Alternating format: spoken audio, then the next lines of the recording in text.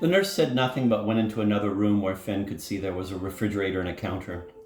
And there the nurse poured juice, which wasn't actually real juice but a bright red drink of some sort, perhaps Gatorade, perhaps methadone. If the methadone here didn't kill you, the other beverages might. Suddenly Max appeared at his side. I'm glad you're mentioning that, but it probably is all for naught. You're ambulatory? What the fuck?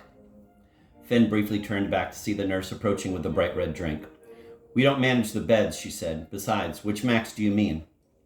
The Max right here, Finn said, but he saw that his brother was no longer there. The Max down there, he said, pointing toward Max's room. This was what happened when you traveled around with a litter box in your car.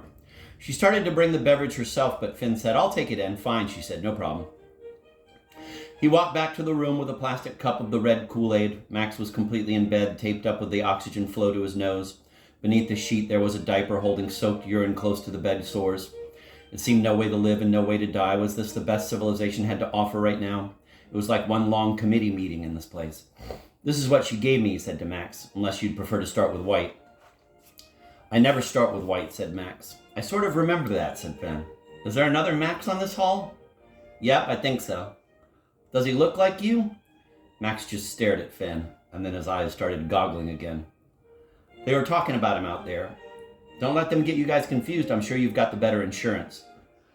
Max's eyes closed. He was being slowly pulled out to sea again. But he fought it and his eyes opened, focused, a slight flash of blood to his face.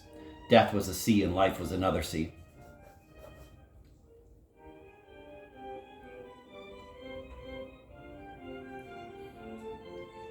Approaching the end was like light coming back from a dead star, a trick. But Finn knew the red stars were the dying ones, and strangely the blue ones were hot and new. And Max's eyes were blue. Remember when Mom used to take the other Max's craft projects? Finn remembered now Max telling him this once. That their mother on parents' night at school, when they lined up all the kids' clay ashtrays and flower pots and their first names written on the bottom, had taken the other Max's art project. The other Max was a better artist and made better bowls, so she would take the other Max's stuff. She used that other Max's ashtray for years. Did her in. Yep, death by other Max. She should not have loved that other Max's work so much. Finn thought in agreement, yes, if she'd taken home her own son's ugly, crenellated, fingerprinted one, she would have quit smoking for sure. Regrettable things kept accruing in life until it was done and you got to say, well, that's over. Or didn't get to say that's over, but someone was there to say it for you if need be. On the other hand, he knew memories were often tampered with before they were put back on their shelves. Stories told enough times replaced the memories which once uttered, dissipated, and remodeled themselves. It happened at a cellular level. Everyone was narratively rewritten. Perhaps their own heavy-set, black-haired mother was the sweetest and most attentive in the world, but no one asked for that book at the library. And so perhaps it was sold in some benefit sidewalk sale or just morphed into the story she was for her sons now. Someone who took in too many foster daughters. Someone who smoked too much. Someone who wished she'd had girls. Who could blame her? The girls she'd taken under her wing were impressive, though he had lost touch with all of them. Perhaps the social imperatives of living had always been obscure to their entire family. The foster sisters had generated their own wings and had used those wings to fly away from their mother and the entire household, really.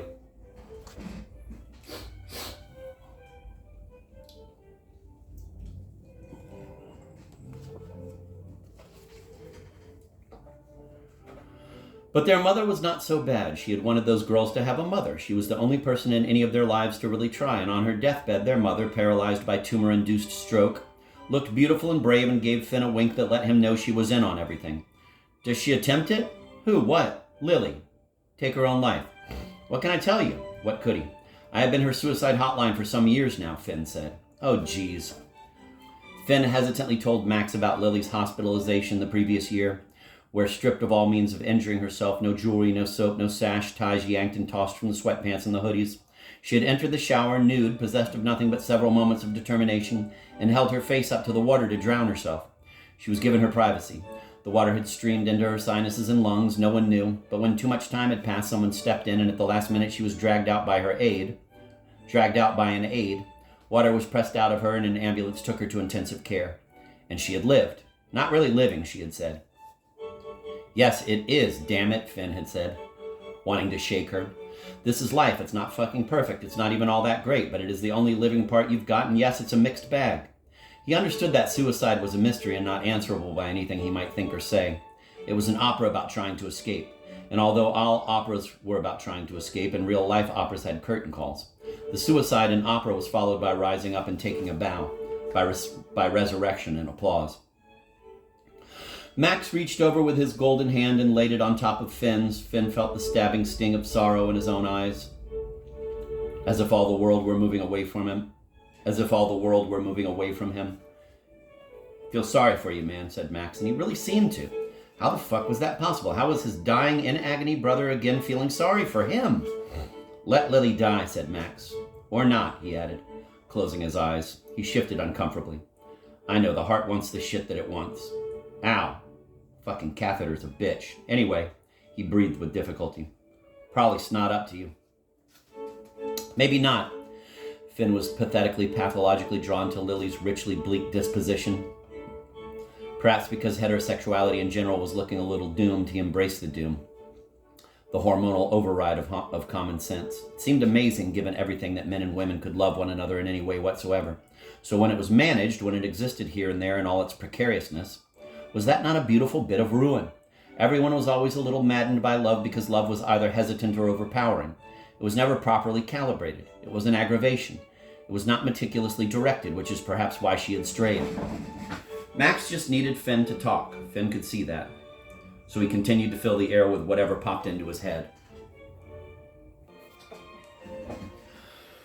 I blame her medications. She was feeling blue and the doctors began to chase that blue feeling with all these crazy prescriptions, one on top of another. Polypharmaceuticism or some such obscuring term for malpractice.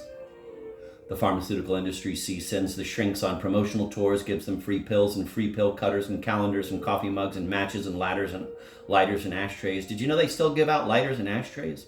It's a crime and a racket. Max breathed in wordlessly, effortfully.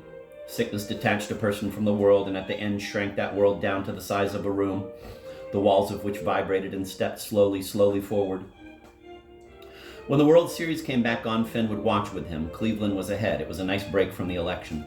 The whole year was becoming one big fuck you year. Politicians to their parties, voters to the candidates, candidates back to the people, Stockholm to novelists, Bob Dylan to Stockholm. All that was left was the Cubs and the Indians. Those pills hardly did anything to help her, but then she couldn't get off them without major repercussions. It was as if she had moved into a strange little village that would neither feed her nor let her leave. And she was never right after that. Every neuron had some chemical thimble over it, and where her brain was once lived an orchestra of notes. It became this dour little string quartet, sawing away with Beethoven's dark deafness, but with little else resembling Beethoven.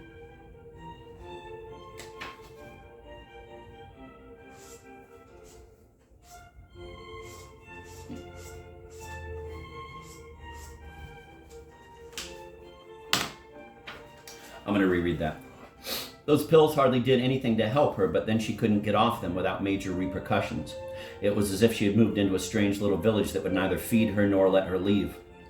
And she was never right after that. Every neuron had some chemical thimble over it, and where her brain was once a lively orchestra of notes, it became this dour little string quartet, sawing away with Beethoven's dark deafness, but with little else resembling Beethoven. Max closed his eyes. He moaned a little, twisting his body with a slight wince. He no doubt had bed sores all up and down, and the staff did not adjust for them, since what the hell, bed sores were the least of it. The staff was a life force, and life moved you through it like a conveyor belt. The whole enterprise of life was snooty and didn't really want that much to do with death. Death made life look bad. Then she'd go back to the subject of the moon landings. How the first one suspiciously went off without a hitch, while the others, the ones that were real, all had issues. Of course, Max would think this was how Finn got suspended from his job. Max would think the stuff about the headmaster's wife, Sigrid, was more bullshit than the first moon landing. Brother, where art thou? Still here. Can I help you get comfortable? Max said nothing. His eyes were open and swimming around.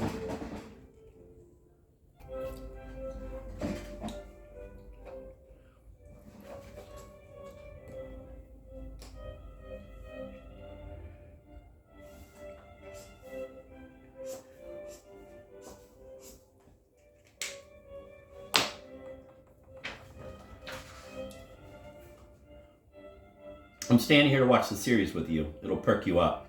He had not asked after the kids. I neglected to ask after the baby. How old is she now? 2? 3? 3? She must be talking up a storm. Yeah, Max heaved a sigh. but a lot of what she says is total crap. Finn laughed. I miss you already, man, he did not say. Who would be at Max's funeral? Funerals now were a cross between Christmas and death. Relatives hugging, smiling not always through tears, telling funny stories. Funny! But for his older brother, Finn imagined merely an empty chapel. Max had seldom attended church, and the death part would lack the Christmas part. Maureen would sit in the back row holding the 3-year-old. The only other children would be a boy from her previous marriage and perhaps some little friends of the officiating priest. I do kind of want Cleveland, said Max after his wincing was over. They're scrappy, said Finn. They want it. Plus they've got Carlos Santana on their team. Didn't know he could play ball. No one did. It's a miracle, that much talent bundled together. So what I missed in life, talent bundled together? Hey, you're good at a lot of things. You were good even at baseball. Life was good at it. Curveballs. Yeah, said Finn. Baseball is really the game that tells you what life is going to be. Fastballs, errors, wild pitching, clutch hits, strikeouts, not getting to first base, things coming in from left field, near misses, and that's just the romance part. He followed Max's wordless gaze. Rizzo's foot is off the bag. Cleveland should challenge it.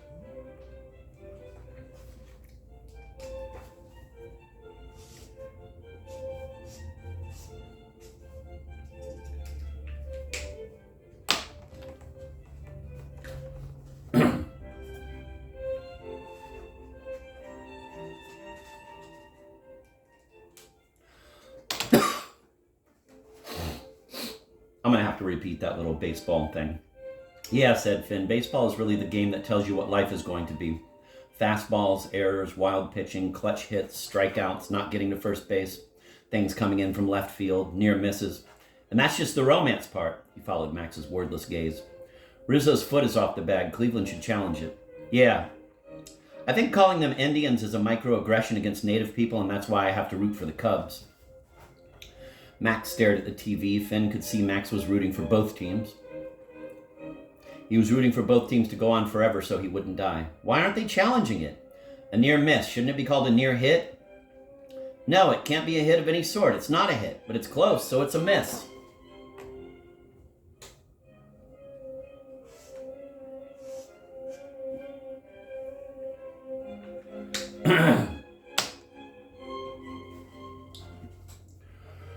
A near miss. Shouldn't it be called a near hit? No, it can't be a hit of any sort. It's not a hit, but it's close, so it's a miss. That reminds me of a tennis commentator a few months ago said, if it's 99% in, it's 100% out. A near miss. Shouldn't it be called a near hit? No, it can't be a hit of any sort. It's not a hit, but it's close, so it's a miss.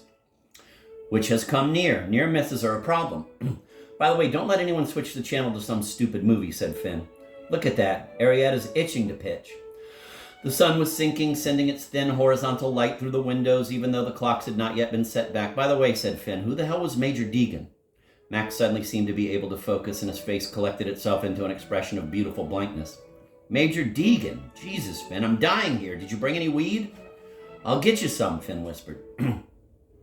I mean for you, Max said, and attempted to smack Finn's arm with a floppy hand, but his long fingers just lifted and fell.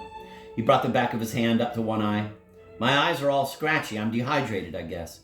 Here, drink this maraschino juice, said Finn, bringing the plastic cup of it to Max's lips. It'll stain your lips and make you look like a drag queen. Max waved it away. Or here, Finn pulled a small bottle of artificial tears from his pocket. His ophthalmologist had prescribed it. My dry eye lady recommends this. Chin up and look back. Max cooperated for a change, and Finn squeezed a drop into each of his eyes. Your dry eye lady? Max said afterward. You got a dry eye lady? It's like a blues song, man. Why not? Then they both began to sing. Got a dry eye lady, sang Max. Knows how to wet my eye. Got a dry eye lady, she always makes me cry. Max closed his eyes, no longer in the song. Miss you, man, said Finn. He took Max's hand. He didn't squeeze it since Max would not be able to squeeze back. Miss you too, Max said, which seemed an admission that he wasn't going into chemo. He wasn't going back into chemo. Finn knew Max's immune system was shot, and that even when it was going strong, an immune system was not organized. It was very ad hoc, without choreography. Currently, it was a bunch of street dancers lying in the park pretending not to know one another.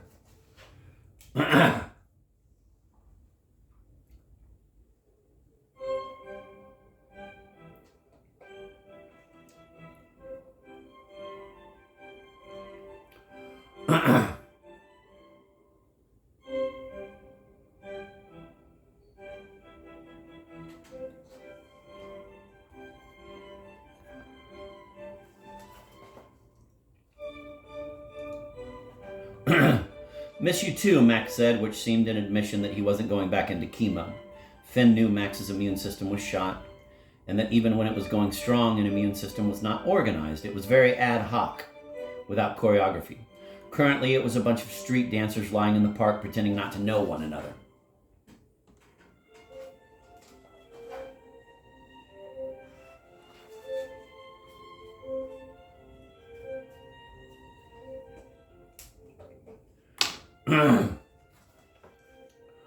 Were there things we should have done as brothers that we didn't do? It'll be okay, said Max. Things we should have said? Perhaps Finn was becoming embarrassing. Did we say them? Yeah, mostly. Man, there's a ball game here. Soon a different nurse came in and closed the shades. Innings went by with howls and affirmations and long, long pauses, and soon Game 3 of the series was done for the night. Max was asleep. Finn went down to the parking lot to look for his car. Looking for his car in a parking lot was such a familiar event that it had become a recurrent anxiety dream. Where was his car? He would not have a clue, but time was of the essence. And then a meta-narrator of the dream would step in and say, "Don't be anxious. This is just a dream. You don't need to find any car. This is a problem you don't have to solve. This is just a dream."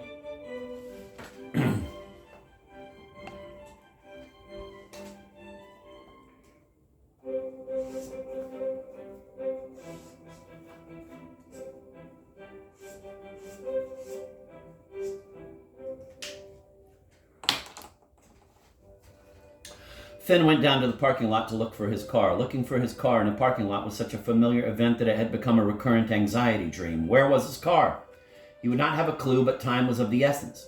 And then a meta-narrator of the dream would step in and say, "Don't be anxious. This is just a dream. You don't need to find any car. This is a problem you don't have to solve. This is just a dream." And his stubborn, still asleep self always said back to the narrator, "But wouldn't it be a good idea to find the car anyway? Wouldn't it be a good mental exercise to actually locate it in this lot?" And the meta-narrator said, "This is a dream. A dream does not contain an actual parking lot."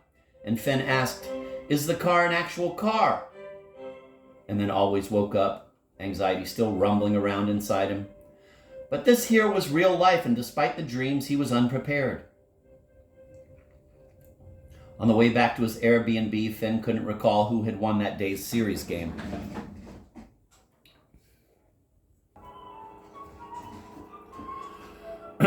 The next morning, after he bought a Cleveland Indians cap at a corner gift shop, he drove straight up the Avenue of the Americas, then swung over on 56th.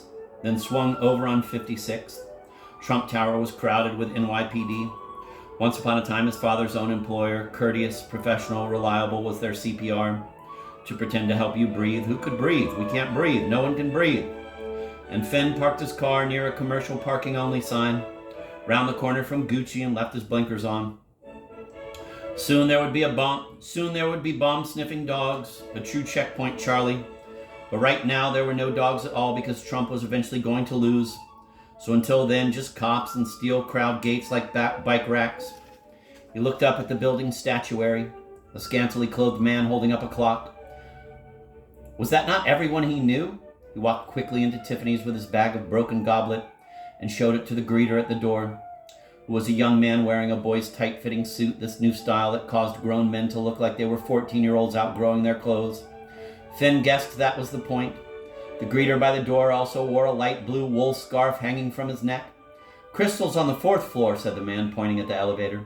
"Someone there might be able to help you." The whole main floor looked austere and strangely futuristic and bare, as if it had already been robbed. Finn waited at the elevator, but it seemed too slow, so he took the stairs, 21 flights to the 4th floor. Those were some high ceilings. He was out of breath. More men in 2 small suits and light blue scarves awaited him. This winter accessorizing in October seemed to suggest they were already anticipating a blue Christmas in honor of the election, although every Christmas was a blue one at Tiffany's. "May I help you?" "I'm hoping so," said Finn. I'm afraid I've broken this valuable goblet and I can't find any place that carries this line for a replacement, so I thought you might have it or would know someone who did. The man peered into Finn's bag while holding it open. He then reached in and pulled out a piece. He said.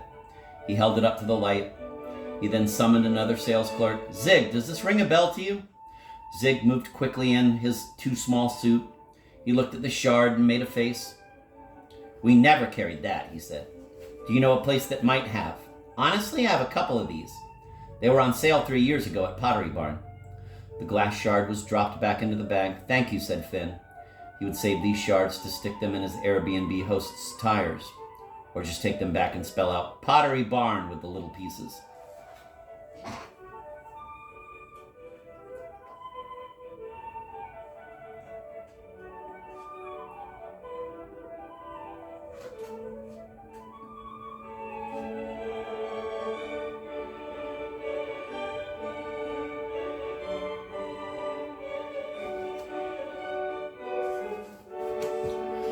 At the Bronx hospice, his brother was asleep. An orange popsicle melted on his chest. An untouched plastic bottle of Ensure on the table. Death was sending mixed messages. Finn picked the popsicle up and put it in the bile-hued plastic bowl by the bed. He found some Kleenex and dabbed at the corners of Max's mouth and wiped his chest. He placed the navy and red Cleveland hat on him, sideways, jaunty. Max still didn't wake up. William smiled from his chair, looking up from his soap opera.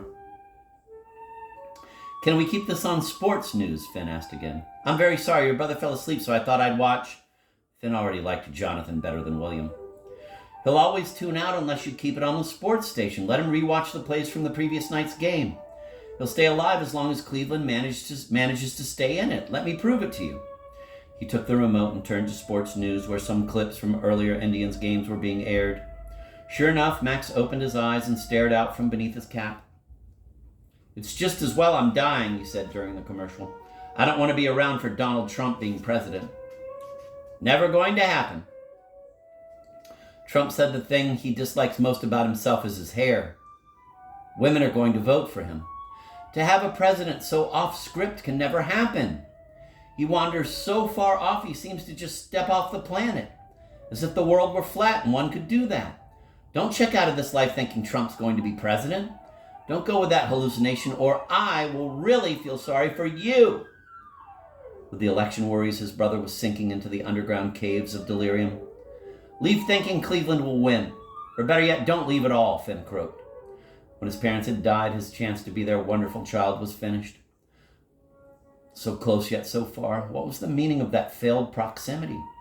With his brother, would it be the same in terms of brotherhood? Here Max was so lingeringly close to the end that maybe the end would never quite arrive.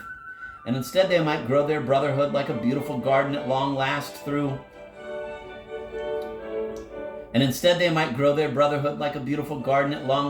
of course it would be a puny garden, since they had waited too long to get it properly and clearly planted.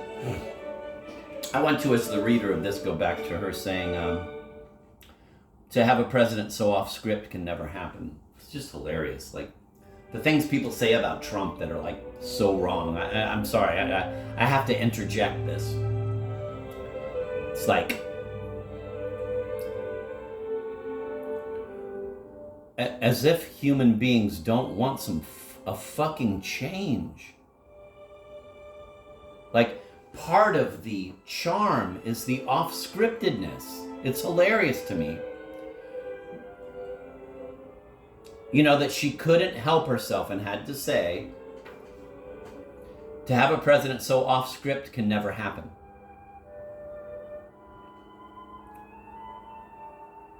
It's really hilarious to me. Because at the same time, it's really saying that he's kind of punk rock. A lot of the insults about him are always like the things that to an artist would usually be exciting. Oh, he's off script. He doesn't read the teleprompter. He hasn't been processed by the fucking computer enough to do what people like. Like, oh, you mean he's a real human being? Yeah, he doesn't have a script. He's not just, it's hilarious. And that's the insults against him. All right.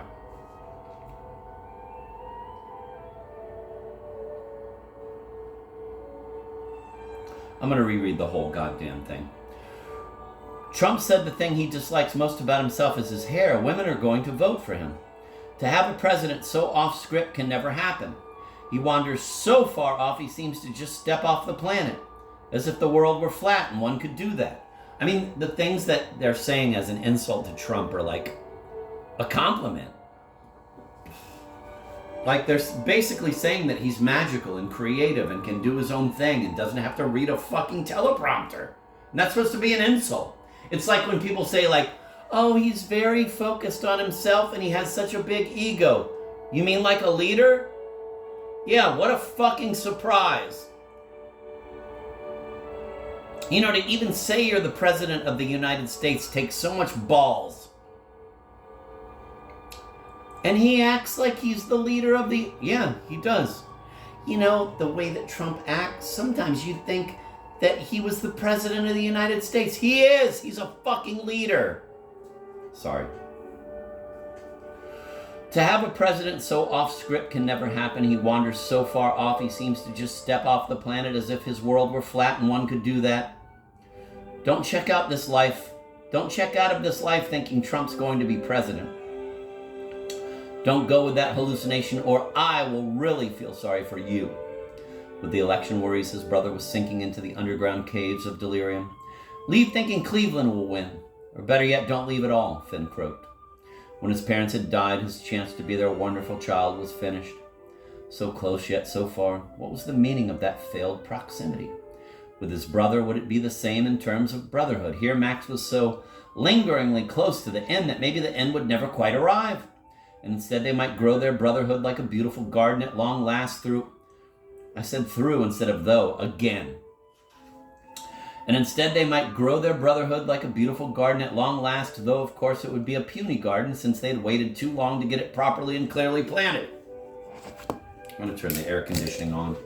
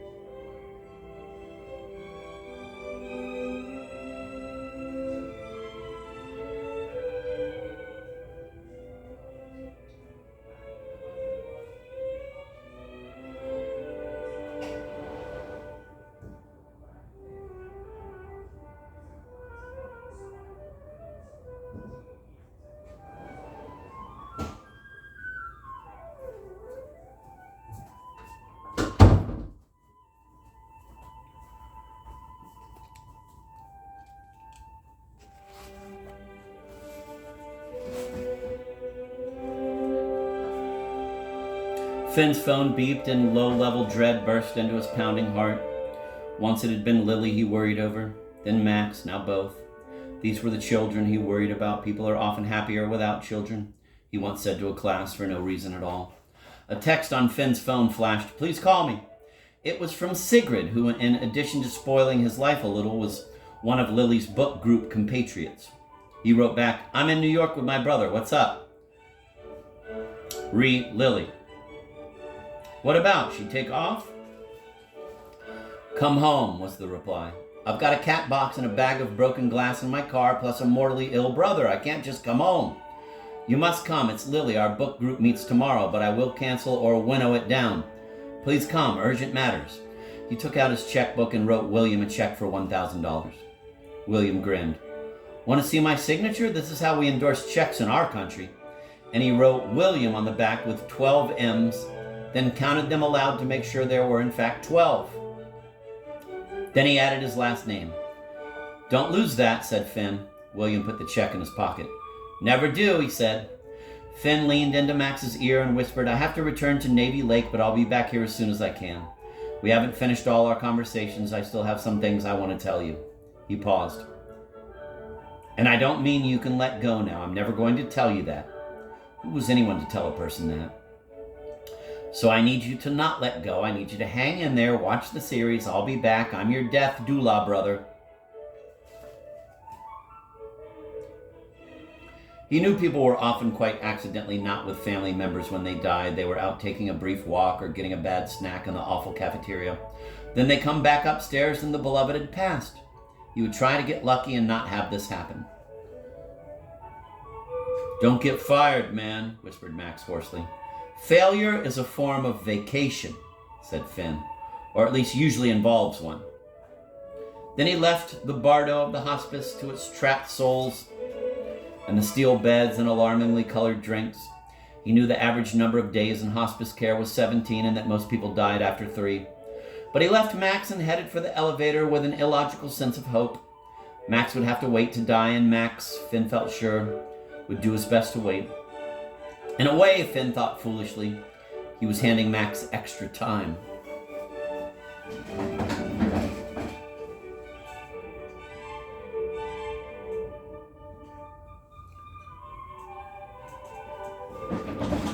He went back to the Nomad Airbnb and folded up the towels he'd used and left them at the foot of the bed. The landlady came to the doorway and pulled on one of the towels, one with a rip. Oh my, did I give you this towel? I didn't mean to do that. That's the dog's towel.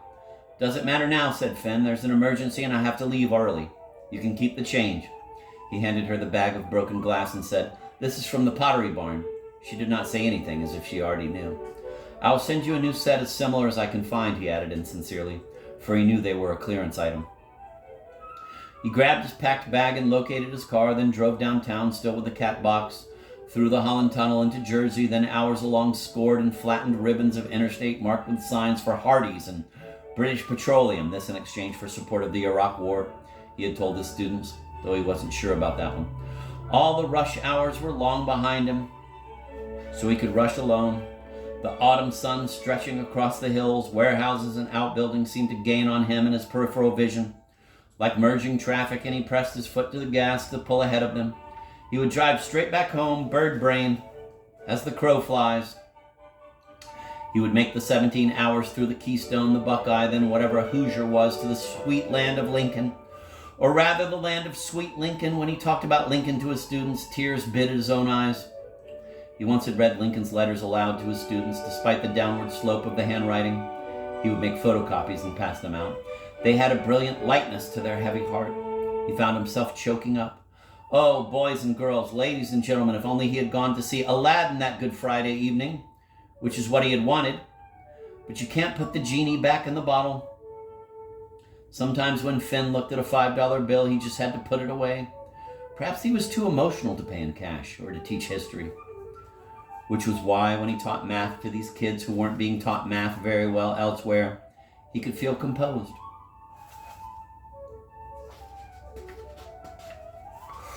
Now he was in the Pennsylvania part of Appalachia, running between the tight shale walls, the highway snaking round every mountain, the brown brush of the pre-winter hillside like a wide bristled doormat reminding him that he had not shaved. The roads were becoming slick with a glaze of ice, then wet with water as the temperature moved between 31 and 33, solid and liquid, a symbol of changing matter. Was he paying attention to symbolism? Why not? Soon again he was passing by quite a few